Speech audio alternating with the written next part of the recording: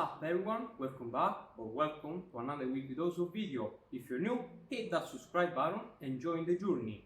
My name is Aldo, I'm a powerlifter and day trader, and today we are in my home gym because we have a very important topic to discuss. It's going to be a bench press tutorial, and since I benched 135 kilos my last competition, I'm very close to hit 140 kilos at 74 kilos body weight. That's 2 times my body weight, and for a bench press it's kind of a big number, so I thought it would be great to share with you all guys all of the tips I learned in these years of powerlifting and also bodybuilding. In general, 5 years of experience in the gym, with the hope that sooner or later you're going to hit crazy numbers too. And hopefully what I'm about to tell you will help you in your own journey. If that's the case, please share and like the video, because that will help me push the video to other people. Because if the things I'm about to say will help you, they might also help other people, so let's push it together. I would say there are 2 main kinds of bench presses. The first, bodybuilding bench press, and the second, powerlifting bench press. They do share a lot in common, since they have different goals. The bodybuilding bench press, your main goal would be to build muscles, so the goal will change the entire technique. The entire technique revolves around building more muscles, so you will try and find the most optimal range of motion alongside safe technique overall. You will focus on getting the stretch in your pecs, in your muscles. The entire technique is done a little bit different compared to the powerlifting one, which in that case the goal is to get as much weight as possible out of the lift.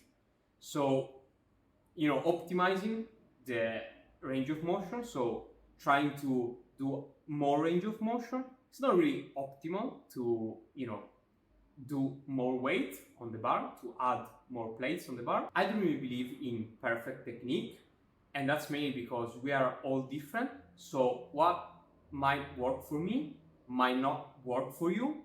So I'm definitely going to give you the basics and some guidelines, and then I'm going to give you some paths, some other possibilities that you can explore on your own. The main difference that comes to my mind right now is the arch. If you are trying to optimize the range of motion, I wouldn't do much of an arch in the bodybuilding bench press, but still I will still do and try do even a small arch.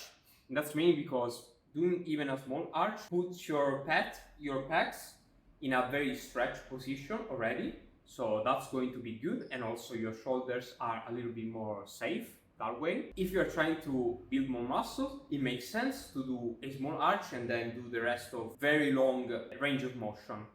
And as for the grip, the same thing goes. If you're trying to focus on your triceps, I would definitely go narrow. If you are trying to focus on your pecs, I would definitely try and go wider. On the other hand, for the powerlifting bench press, I would definitely advise to try and do as much arch as possible with your back. And also, I will go a little bit wider on your grip, and that's for mainly 2 reasons. One, again, it tightens a little bit the range of motion, and then you are now using mostly your pecs, which is the most powerful muscles involved in the bench press, instead of your arms, which are, for how strong they can be, they are not as strong as your pecs. So I would say in most cases, because I'm well aware there are freaks out there that narrow bench more than 4 or 5 pounds or 180 kilos, even more than 200 kilos. I'm well aware of these freaks, but those are called the freaks for a reason. Anyway, now that we understood a little bit of difference, I'm not going to talk about the bodybuilding bench press. One, because I don't do bodybuilding anymore, so I don't really feel entitled to speak for them. We are going to discuss about the powerlifting bench press, with which you are going to get the most kilos out of it. So, firstly, I would say we have two main components to that. One is the warm-up, and then the actual bench press, then divided into three main parts: the setup, the descent, and then the push, the final push, the victory push. Let's talk about the warm-up first. I've been going to the gym for 5 years, and trust me when I say that I'm very lazy and I don't really like to waste a lot of time in the gym. And that being said, from a power lifter, the minimum workout is at least 3 hours, and that's a long time. So I don't really want to add more time to the already crazy amount of hours I spend to the gym. So trust me if I say that whenever I can do the bare minimum, I will do it. Why I still do 5 minutes of light cardio before each and every single session, where there are a lot of scientific evidence, warming up your body, increasing the temperature of your body makes you stronger. And that is also true for why you do the warm-up sets instead of jumping right to the PR or your working sets. To help increasing the body temperature, I will do 5 to 6 minutes of light cardio before each and every single session, and then we move on to the stretching. So I have to admit that I'm not one of those guys that need a lot of stretching. I'm usually I have a lot of mobility on my lower body, but also on my upper body. Sometimes here and there I still do some foam rolls, which is these magic tools, which you can buy wherever you want, and it is really useful because aside for the stretching part, it really helps you soften your muscles. Sometimes you have very tight muscles, especially powerlifters. The average workout is super intense, so it's really easy at this point to tighten your muscles, and this little thing just helps you soften them. And also there are scientific evidence that this gives you that extra mobility, that extra stretch in your muscles. At least I believe it was in the short term, but still, who cares?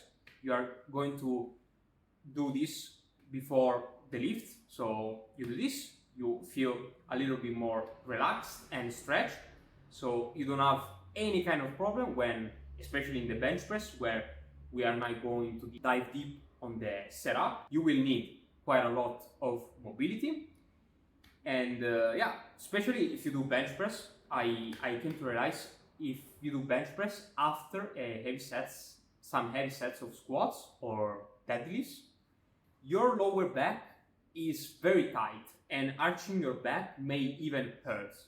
So this little thing, again, will definitely help you. Aside from this, I don't really do much as, some circles, hand circles. Yeah, that's basically it. If you need more, I guess there are much better guides out there about, stretching. But still, one thing that I would advise is to focus on the dynamic stretches instead of the static stretches.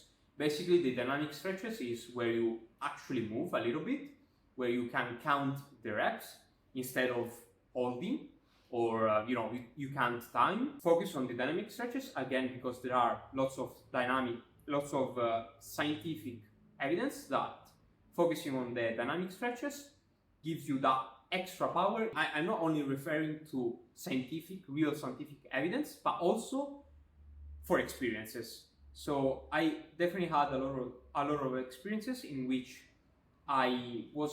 there was a period where I was focusing on static stretches, and immediately after that, starting off the lifts, I definitely felt a little weaker. So I don't know, again, that's personal experience mixed with scientific evidence, but if static stretches work for you, just do it. Alright, now the part we are all been waiting for, which is the actual bench press. We are now going to set up the bench. Oh, little note, as you can see, the bench here is actually pretty big compared to the usual bench you have in a commercial gym. One thing I can already tell you is that the bench in which you are going to do bench press really matters on how much kilos you are going to get in the end. So at the competition, all of the benches are crazy good, so you don't have to worry about that. The benches in your gym might be terrible, so at that point I would still try and get the best bench there is in the entire gym, but still whatever you can get in the end. Okay, notice that we'll now see this better later, but I am putting the bar very close to the bench, and that's mainly because I do have kind of a medium grip. So my advice here is to place the bar where you don't do a lot of movement with your back to unrack the bar. So put the bar even one pin lower, where you just need to unlock your triceps, and then the bar moves out of the rack and you unrack it. So because if the bar is too high, you have to do a movement with your back, so the whole setup just is now a mess, and you have to restart all over again. So I would definitely advise to place the bar in a way that you don't really have to do much movement to unrock it. Okay, so in this case I'm showing my back, so that's the exact movement, the exact setup you need to look for when going down on the bench. So you basically, let's say you have the bar on your hands, so you're going to retract your scapula as much as possible, and then put them down so that your back looks like this. So again, retract your scapula. You're going to help yourself with the bar. You're going to hold on to the bar and then help you get really tight. Again, retracted and then lowered as much as possible. So you have to think that your shoulders is going very far from your ear, so that you also feel like your lats are contracted, are engaged. Now, where to grip the bar? I go with the fourth finger in the little circle you see here. What can I say about the grip is you find, a standard grip where you feel good, and then it is usually the case in which if you have long arms, I will definitely try to go wider in my grip. I will definitely explore that possibility, but still I wouldn't do like one set of bench press with wider grip. I would feel it, let's say, uncomfortable, and then just say that wide grip is not for me. I would definitely give at least 1 month of a lot of bench presses where you had the wider grip, and only in that case, if you still feel uncomfortable, if your bench press is actually going down, I would definitely consider to go narrow again. If you have very strong triceps and somewhat short arms, you might find yourself very comfortable with very narrow grip. Even going inside of this ring could still feel very good on your pecs, on your triceps. But again, we are here to try and get the most kilos, the most weight out of the bar. So I will still try and go wider, but I wouldn't go as wide as possible. The most wide grip I know is the second finger on the ring. I will give myself time, and that's something I really struggle with. Whenever you are making an adjustment to your technique, I wouldn't jump immediately and say, okay, it felt uncomfortable after one set, okay, it felt uncomfortable. It doesn't feel like for me. I will give myself time, because you have to give your body the time to adapt to the new technique. And that's exactly what happened for me with the bench press. I had a very narrow grip at the beginning. I was inside the ring, and trust me that I really felt so good, but also the weight were confirming that. I reached a peak of 130 kilos with my hands inside the ring. So that was a very good indicator, 130 kilos. But then, as I widened my grip, I am now with my fourth finger in the ring. At the beginning, it was like shit. My bench press was going down. I didn't really feel it comfortable. But now, after 2-3 months of practicing every single week, all of my bench press were with the fourth finger. I bench 4 times a week, and in all of them, my fourth finger was at the ring. After 2-3 months, now I am in the route to hit 140 kilos of bench press, which again is 2 times my body weight. So the whole story was to tell you that you need to trust yourself and give yourself time to learn and to your body to adapt to the new technique. So again, my grip is the fourth finger,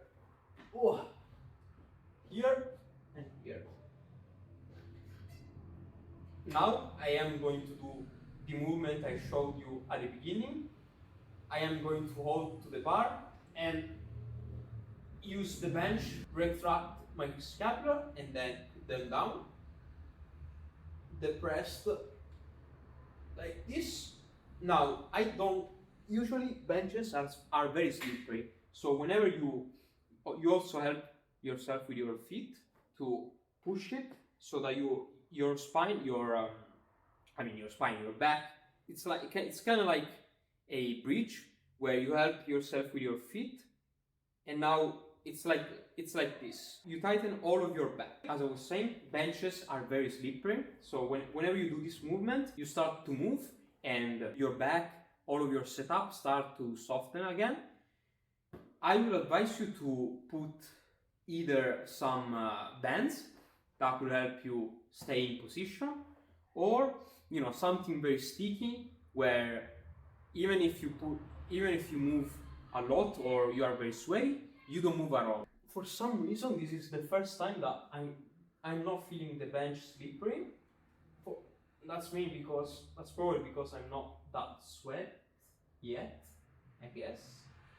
So yeah, again, help with my feet to depress the scapula, which they're not actually moving, and I'm bringing my feet, my legs closer, so I feel them very, very stable in the ground, and a little bit of quads activation. It's like I'm holding a leg extension. I'm holding a leg extension at the bottom. Let's unwrap the bar, finally. That was the setup. The setup is completed, and we are now unracking the bar.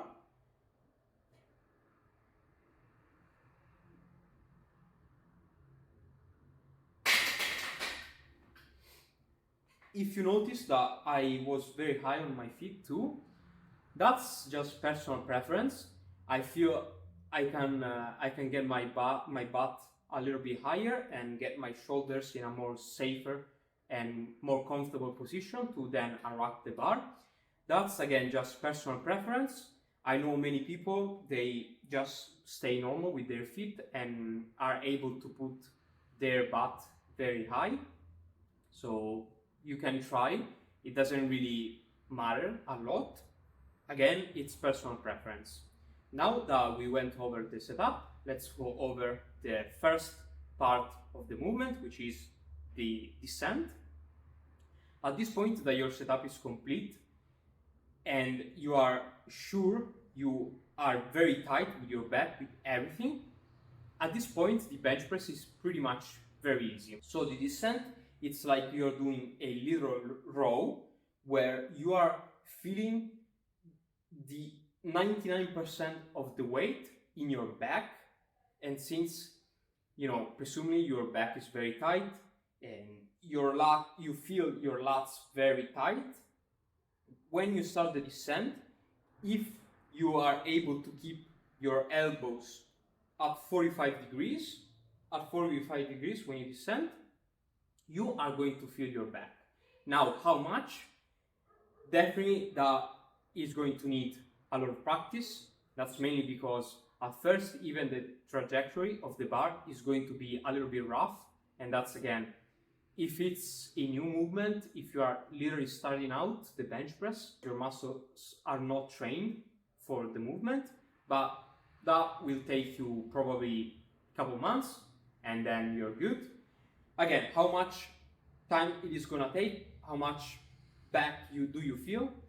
I would say I would try to feel the entire weight, like my shoulders are literally resting on the bench and the back is slowly growing the entire weight. I will definitely try and look for that kind of feeling. So the descent, let's hope, hopefully I don't slip out of the bench. Okay, we did now the rack. So now what I'm going to do is I'm going to breathe in some air and try to make my pec as high as possible, the center of my pec as high as possible. So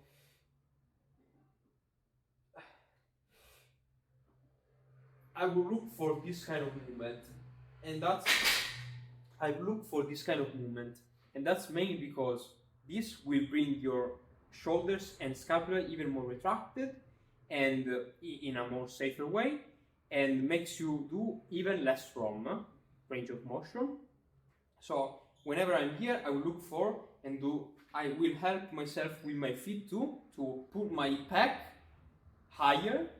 So I'm here, my pec is already very high, then I will breathe in some air.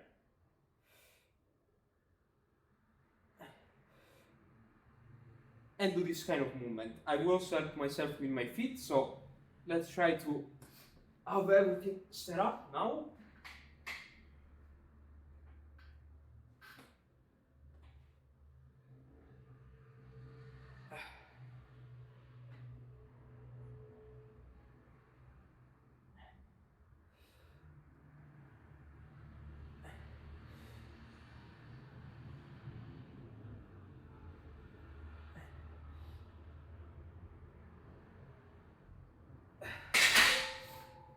Again, at this point, the last step we have is the push, which at this point is basically very easy. The only thing I will try to is, even if I push very hard, that's the intention, whenever I reach my pec, I will then try to push as fast as possible, but still doing that, I will make sure that my shoulders don't come out, I don't lose my setup, and that's mainly because if you have another rep, you have to rack the bar and then do the setup all over again. That's really useful if you can do that kind of technique for only the first rep.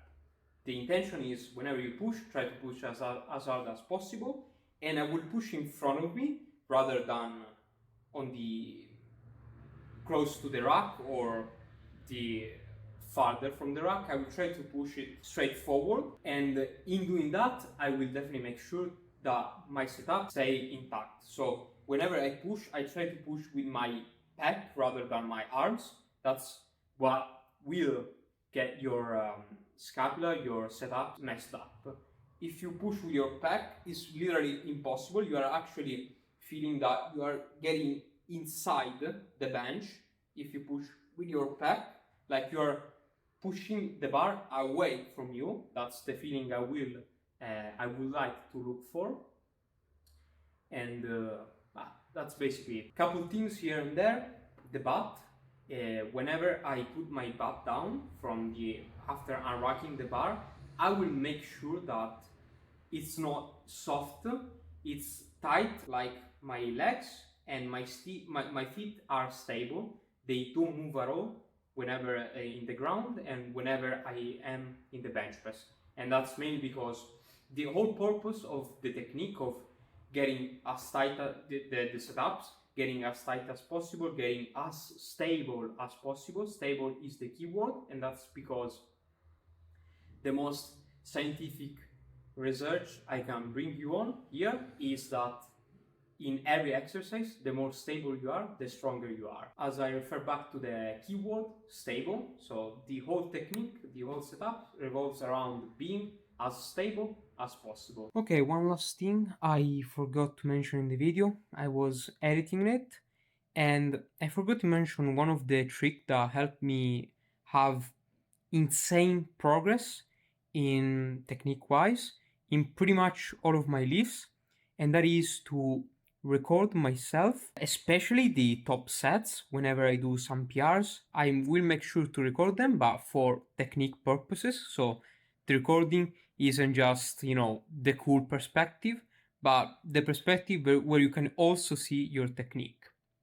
So whenever, now that I know a lot of stuff, I know the details and where to look for whenever I'm doing something wrong, I will try to record myself very often, all of my working sets, at least one working set per exercise, so that I am well aware. I can watch back and see if I am doing progress, technique progress, and also I am following the details. It's very hard to even notice if you are actually doing the technique right. So recording yourself might help you, and especially at the beginning, I remember that this is like a cheat code because my technique literally skyrocketed as soon as I started recording myself and fixing while in doing the working sets, fixing what was wrong. The video ends here. Hope I didn't miss anything, and hope the things I said will help in your own journey. Share, like the video, stay strong, bench like a freak, and I'll see you in the next one.